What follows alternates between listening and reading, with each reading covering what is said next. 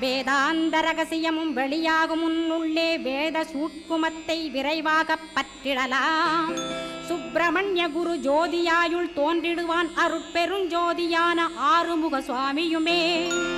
அந்தர்முகமிருந்து ஆட்கொள்வான் சத்தியமாய் சித்தியையும் முக்தியையும் ஸ்கந்தகுரு தந்திடுவான்.